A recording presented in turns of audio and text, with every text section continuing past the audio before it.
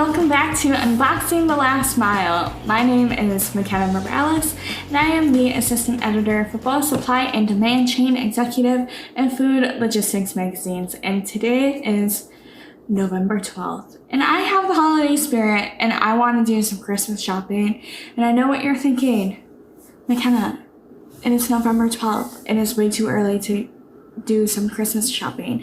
And to that, I say, get over yourself, because one, I have the holiday spirit and I have a million people that I need to buy for this holiday. And then two, I also work in the supply chain and logistics field, and I know that with everything that is going on with the current pandemic and how things are just backlogged, especially during the holidays, experts and retailers are expecting up to a 2-week delay for most products, and I don't want to have to deal with it. So the earlier, the better for me. And plus, I only shop online when it comes to the holidays. I know people are a big fan of Black Friday. I'm a huge fan of Cyber Monday. Why am I not waiting until Cyber Monday? Because of those 2-week delays. So I am shopping for my mom today, and I found the perfect gift for her on this online retailer. My mom is currently working at a hospital on the COVID team. She does intake, and she deserves to be cozy. And so I'm going to buy her some pajamas. Okay, so I'm on this website, and the first thing that I see is that all orders will take 12 to 15 business days to be delivered. 12 to 15. What? I wonder what's going on in their warehouses.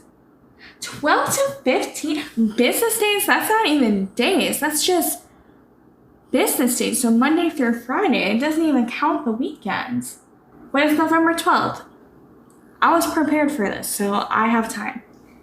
So I cheated a little bit, and I found these on my lunch break for her. So I am just going to search. And not only does my mom like to be cozy, she has an affinity for the movie Fantasia. I don't know why. She just loves it. She just loves this movie. And so when I saw these, I actually screamed a little bit because they were so perfect for her. So I'm going to get them in her size, add to bag, and then I am also going to get her a pair of slippers, because how can you have pajamas without slippers? And so the pajamas were navy, and for some reason I'm getting a lot of children's slippers.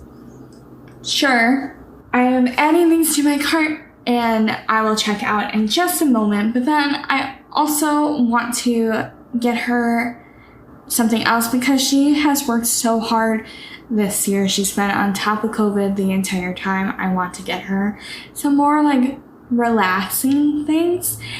And this woman loves a face mask. So I am going to go to my favorite beauty retailer and get her a little tub of a face mask, and let's see which one she likes, or which one would be a good option.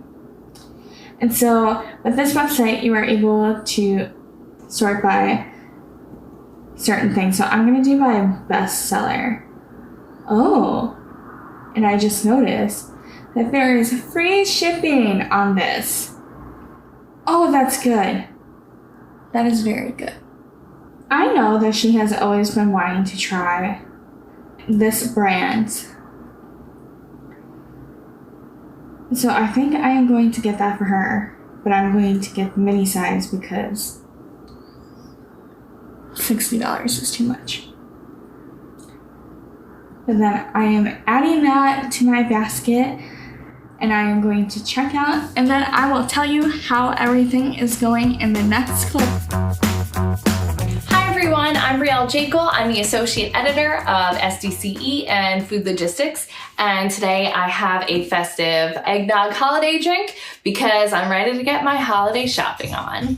So what I'm looking for today is some presents for my family, for my mother and my future sister-in-law. And I'm shopping on a smaller luxury brand that focuses on accessories for hair. And then they have some jewelry and stuff like that. And I'm really excited.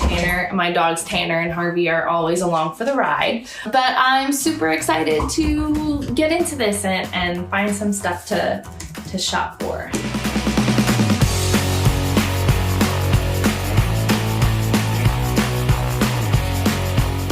All right, so I'm ready to check out. I have everything I need. I have a nice candle, I have a rose quartz ring, I have a star spa skirt, and a cuff pony. And also I had a little pop-up that said that because I have 3 items in my cart, I was eligible for a free gift, which is really exciting during the holiday season. It's nice to get a little something for me while I'm buying for my family. That's always fun. And it puts you in a really good mood when you think favorably of the retailer when you get stuff like that. So I'm just gonna put in my information here. And it says that I'm eligible for free shipping, which is really nice during the holidays, especially this year when I'm buying a lot of stuff online because, you know, it's kind of difficult to go in the stores and, you know, you want to avoid the stores nowadays. But it does say 8 to 10 business days. I do know everything's a little bit crazy right now. So hopefully it does come within 10 days because if my math is correct, that should come within the time. It's the 3rd right now, so that should be the 13th. So that gives me plenty of time to wrap and give my presents for the holidays. Hi, so it has been just about a week since I ordered my mom's gift. It is currently Thursday, and I just got an email notification from the company saying that it is taking upwards of 11 to 14 days just to process orders. So not even to ship them like what I originally thought. It is taking them 11 to 14 business days to process the orders. So I don't know where my order stands. I don't even know if it will be here on time. I don't know. It's gonna be interesting, to say the least. So I guess I will check in a few days. I don't know what's happening. So I got an update on my orders. The face mask did ship like 2 days after I placed the order for the pajamas. However, on Sunday, I got a notification finally from the retailer saying that it shipped.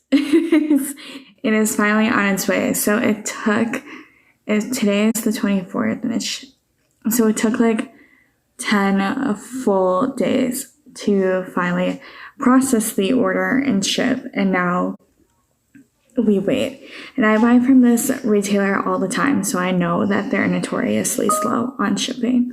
So we wait some more. So I ordered this package on November 12th, and it is expected to arrive today.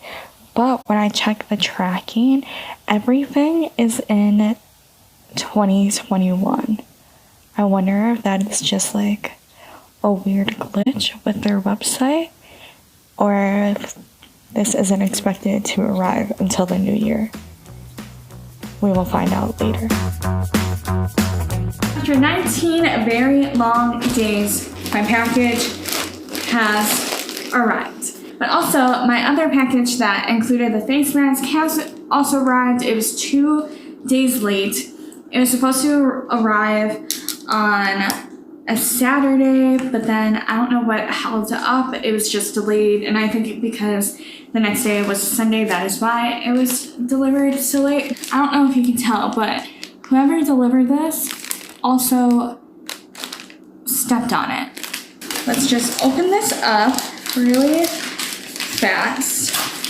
So this website gave me $5 off because the wait times were so long.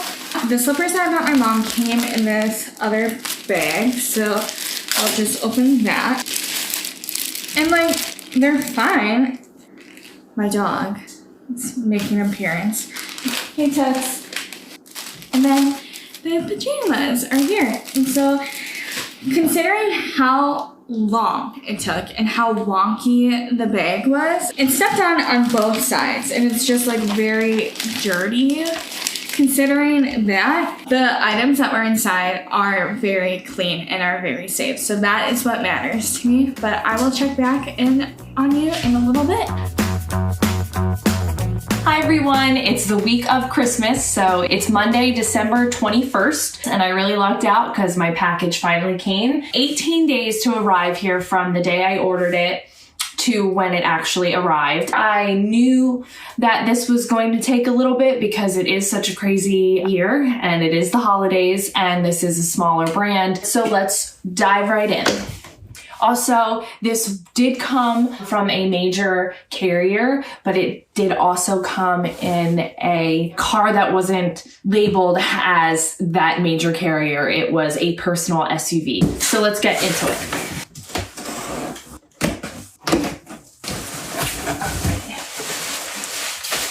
Well, there's tons and tons of bubble wrap. Everything is packaged pretty nicely. We have our individual products wrapped in individual bubble wrap. Stuff was obviously taken with great care. So this is my candle, I believe, and it's wrapped up pretty good in bubble wrap. And then in another box inside, we have a little bag for the hair cuff. And then we have a very nice other box for the other product. And that is because it is a small luxury brand. This is a Christmas present, so I'm not going to undo that. But yeah, so obviously the last mile experience was very different this year. I did get updates online. I got an update when it was shipped out. Then I didn't really hear from much, but I was able to follow the journey online. So that was good because I was in the know of where my product was at all times. Been many, many stories of packages getting lost in the mail right now. I know my partner bought me a Christmas present and he's currently freaking out because the tracking information is wrong and it is lost in the abyss somewhere. But I'm glad everything got here on time and I'm very excited to be able to give this to my family. Hi everyone, we're here with Karen Tyndall, who's the Director of Customer Solutions at GlobalTranz, and we have a couple questions for her. She's going to answer our questions that we have related to our experiences. Thanks for having me. Yeah, thank you for coming on. So Mackenna, I know that you had some questions. Do you want to go first and then I can jump in? So I shopped at actually 2 different retailers. And one, you'll probably see in previous clips of me just complaining at length about how long. And I explained offline about how long it took. But however, for the face mask that I bought, a lot of retailers, when you're shopping online, they kind of prompt you to pick it up in store, because where I shopped from, the nearest store is like 10 miles away from me. Mm-hmm. But I still bought it online. I still got it delivered. But do you think more consumers will go back to traditional modes of shopping if they know the environmental repercussions delivery has? That's a really great question. In time, certain demographics may find themselves back in stores, right? Because I think there still are types of products, whether it's clothing or cosmetics, I feel like those are still items that people like to touch and feel before they buy, right? Mm-hmm. And I think one of the allures of, the beauty supply stores is that in many cases they have the ability to sample. You can actually smell or feel the lotions, or you can test certain skin products to make sure it's the right color and shade for your skin. I think that those types of products will probably find their way back. And I think they're getting creative already to find ways to position themselves into retail spaces in a new way. I'm guessing maybe you have heard of the Target and Ulta alignment, where they're going to be putting Ulta stores in the middle of Target. They've done that with CVS, right? That's a huge, I know, I was super excited. Yeah. I can find salon brand shampoo in Target now. Fantastic. Right. But I think the great thing about those types of creativity is that vendors and sellers are getting creative at new and incredible ways to get their product into the hands of consumers. Now, I do think that there is a segment of consumer that is not likely to go back into the stores. And I think it's the baby boomers. We have taught baby boomers to shop online like they have never done before, right? Mm-hmm. Pre-COVID, those were the people that had to go to the store for everything, and they were always in the grocery store. Now they realize, oh my gosh, I can have somebody pick out my tomatoes for me. And it's a pretty good job, right? A lot of these people, maybe they don't drive with regularity, or they're having to rely on people to come and get them. Now they don't have to wait. We have empowered them with a very real skill that is allowing them to get what they want when they want it, and they don't have to leave their home. And I think if any of us know anything about our parents and grandparents, the older they get, the less they want to go out. Mm-hmm. Whether it's due to health risks or just health conditions that don't let them get out. Maybe they aren't able to drive anymore, or maybe they just don't have a car anymore. And now, instead of having to rely on friends and family, they can get it when they want it. Mm-hmm. So yeah, I think there will be people that are back in stores, if nothing else than like stir crazy, like they just want to be back in society. Yeah. But I think a lot of people, we've taught them how to buy online, and that whole segment or vertical has improved so much that I'm not sure a lot of people change those habits. Right. I only learned how to drive this year. And so, and so I only ever shopped online. And fortunately, I lived in a smaller town once I graduated college where our headquarters are. So I was able to walk everywhere. But I can't even imagine being in a pandemic and not like living with my fiance and having him cart me around. But if you're alone, the delivery is like a crucial aspect in this. Absolutely. And companies have had to get really, really good and really creative at the way that they do it. Mm-hmm. You alluded to companies want you to pick up in store. Mm-hmm. So there is what they call BOPIS or BOPIS, buy online, pick up in store. Right. And what a lot of companies have done is they've realized that their stores get them very, very close to their consumers. So if they can convert or turn their individual stores into little mini distribution centers, all of a sudden they are cutting down on the cost to ship, because instead of having to ship from a regional distribution center, potentially, half of the country away, they can ship from maybe across town or maybe the next. So it gets faster shipping times. It gets them access to products that they're probably very used to within their kind of region, right? As we know, a lot of things are regional and trendy based on regions. So it makes sense that if you could just continue to position inventory into those local stores and then leverage them as distribution centers, how great is that? All of a sudden, you're not having to pay people in a distribution center to be pick and pack. You can leverage the store employees who are normally just standing around getting paid to, chat with friends.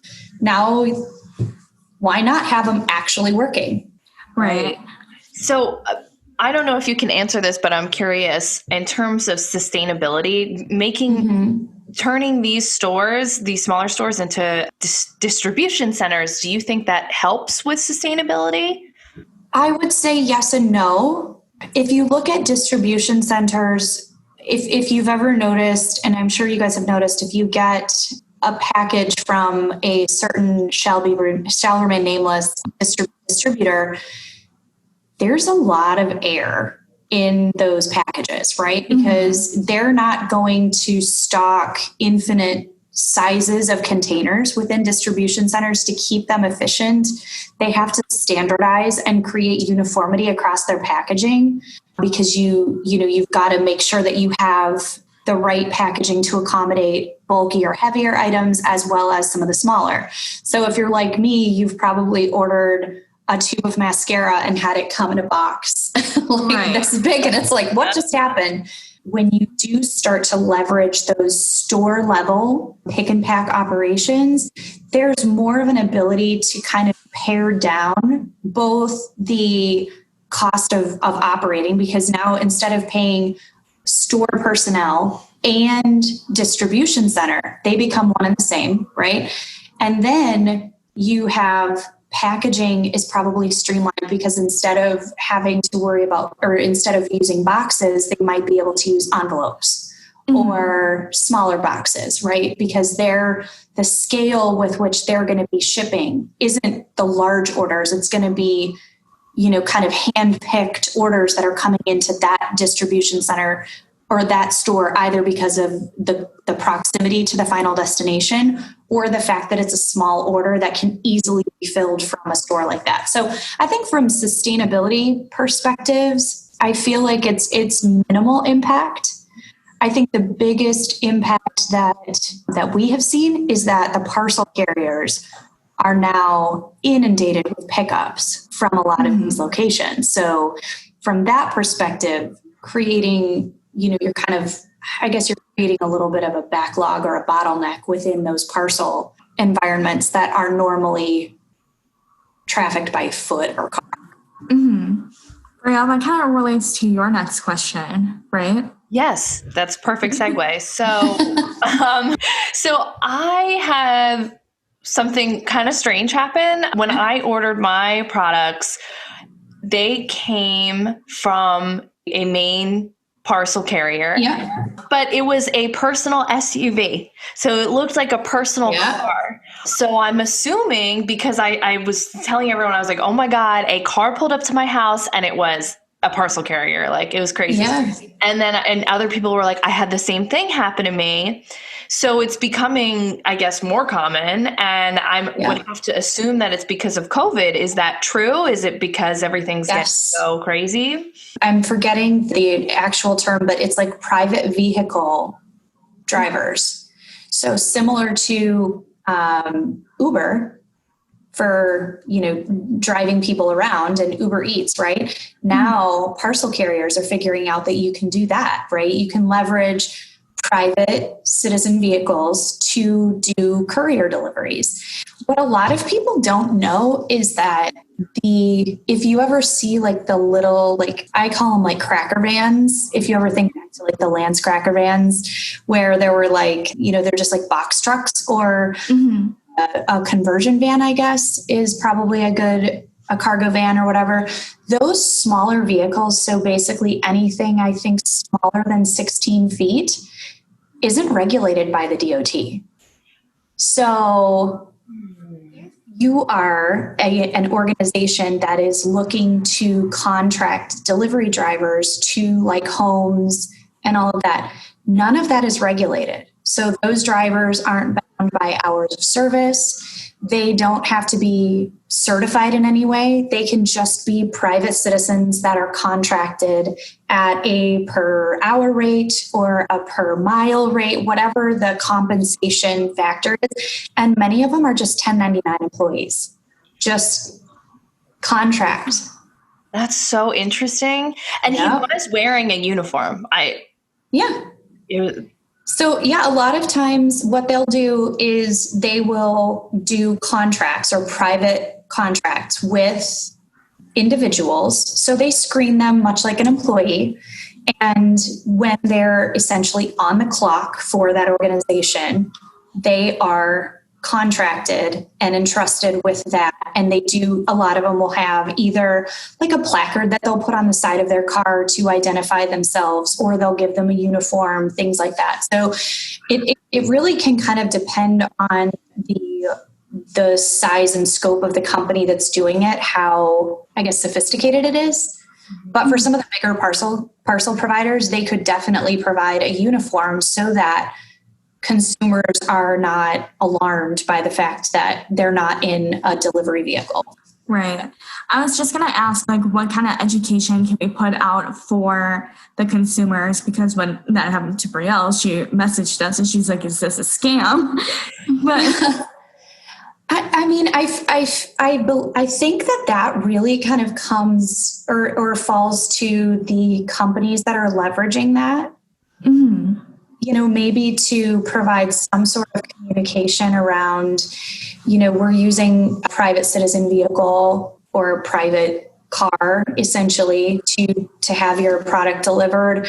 But then I guess part of me would think that with people having grown really accustomed to, whether it's, you know, Amazon deliveries or what have you, I think people have become really accustomed to getting deliveries in private vehicles. So if there is a way to identify, you know, those deliveries, I guess it can alleviate concerns. And I think too, a lot of times you can track those deliveries, like, you know, progress. So I think some companies are doing that so that, you know, yes, this is your vehicle.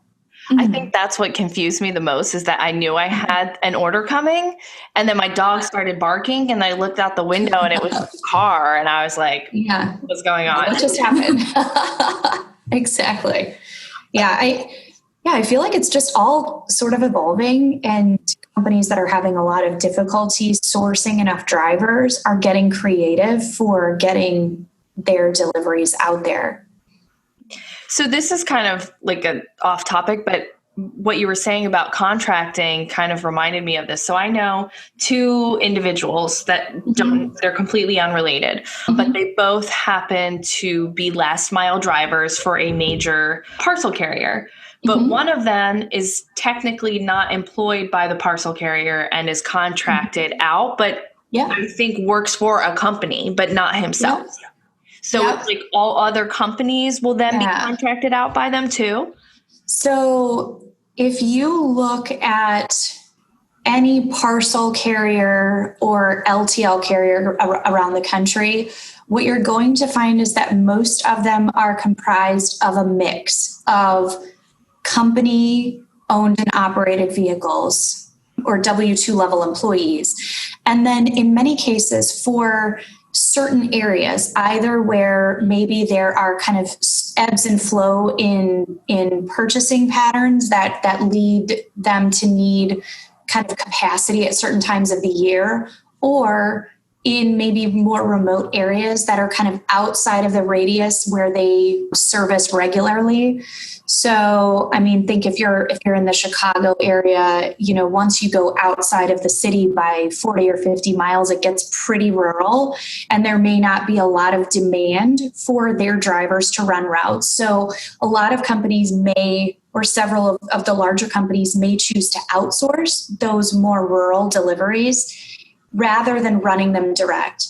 And there's a number of ways that they can do that. So they can either sign like exclusive agreements with owner operators. So that's more common when they're doing like the big box vans. They may own and operate that truck. So that driver might actually own that truck. But what he does is he signs on to an organization like a parcel or LTL carrier as an owner operator. So he kind of leases himself exclusively to that company, and he operates just for them. There are other companies that are more like agent based, where maybe the large parcel carriers that are trying to maybe break into a new area that they haven't serviced previously, maybe they partner with an agent relationship. So they basically just set up a tier of rates that they pay to another provider. They hand that product off for that final delivery. It's all interesting. And then, there's a lot of ways that companies can essentially get their business into the hands of consumers. So going back to my very long wait time for my package.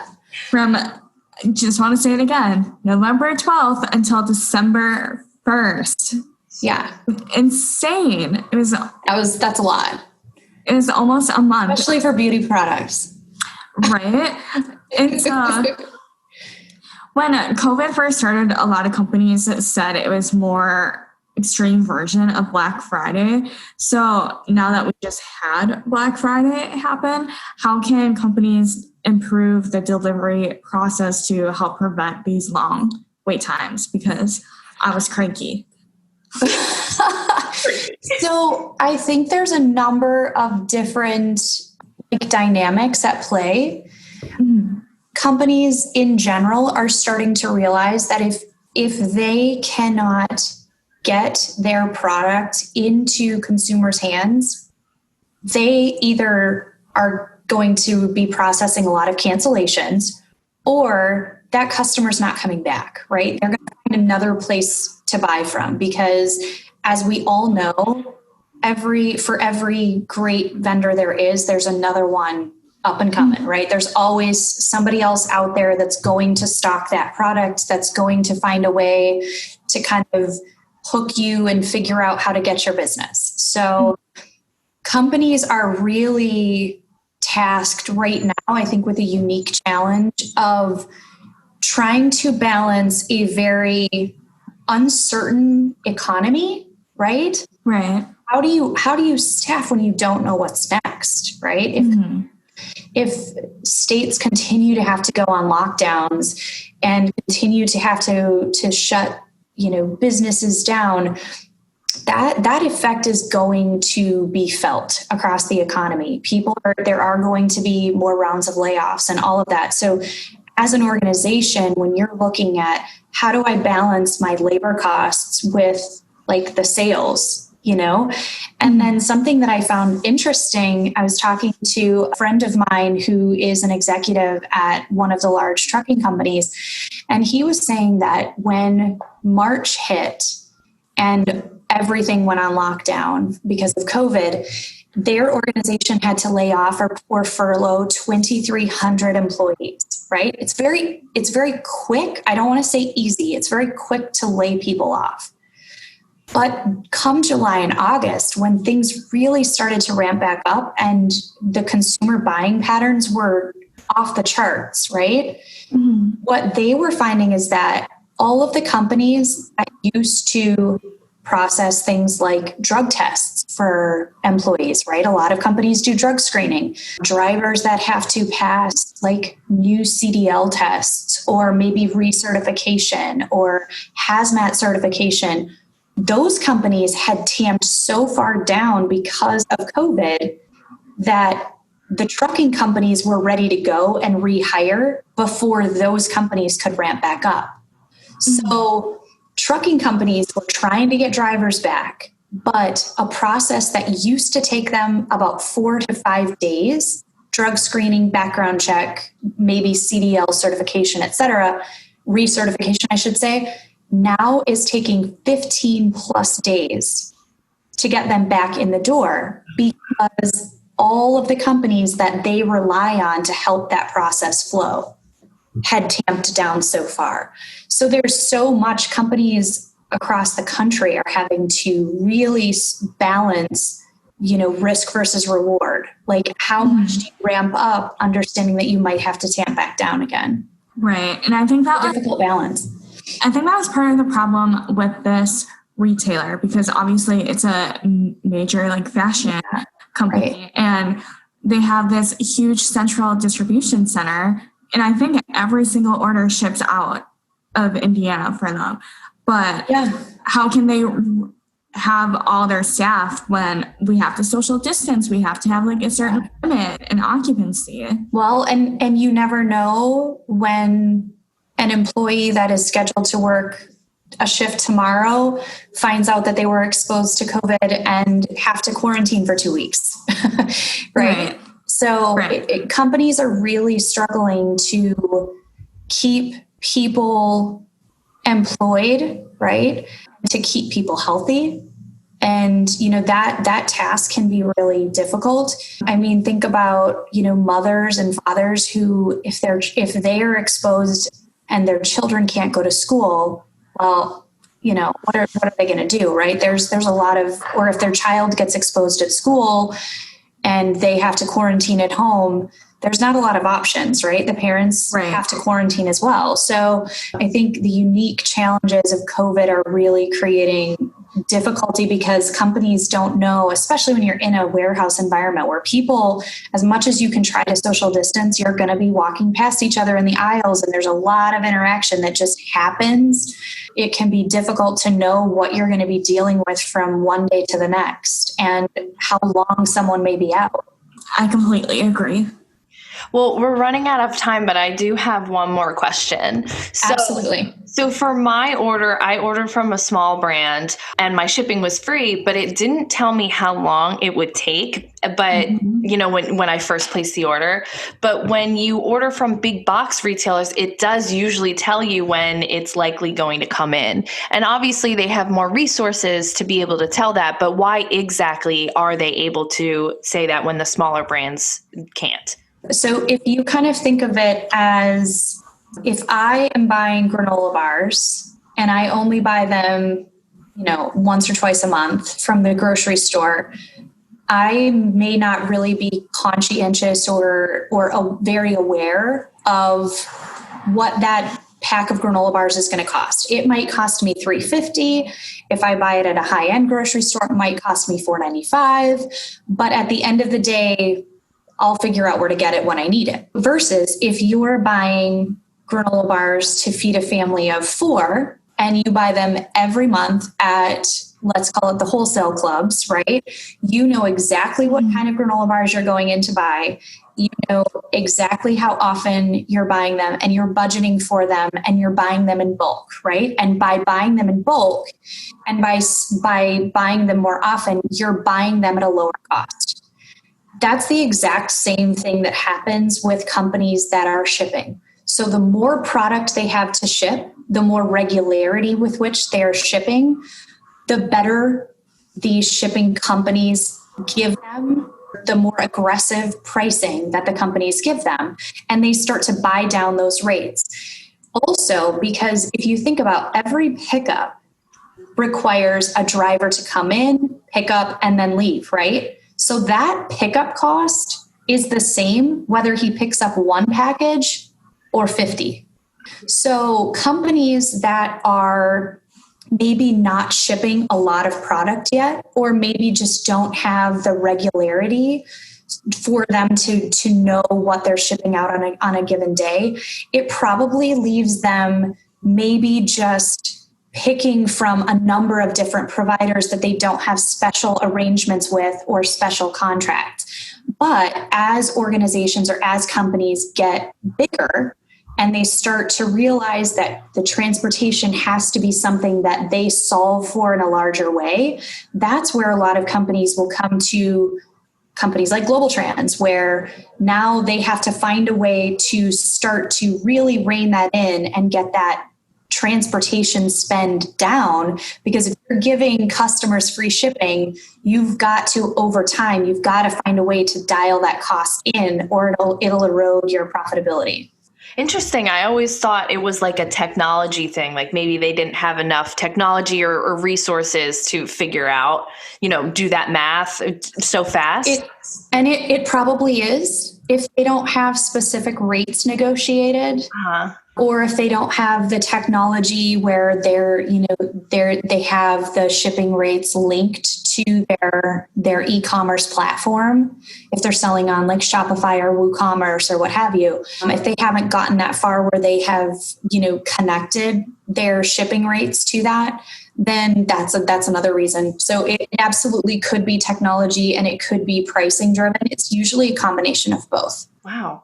Well, thank you so much. That's really all we have today, but we learned so much, I feel like. Thank you for having me. Of course. No problem.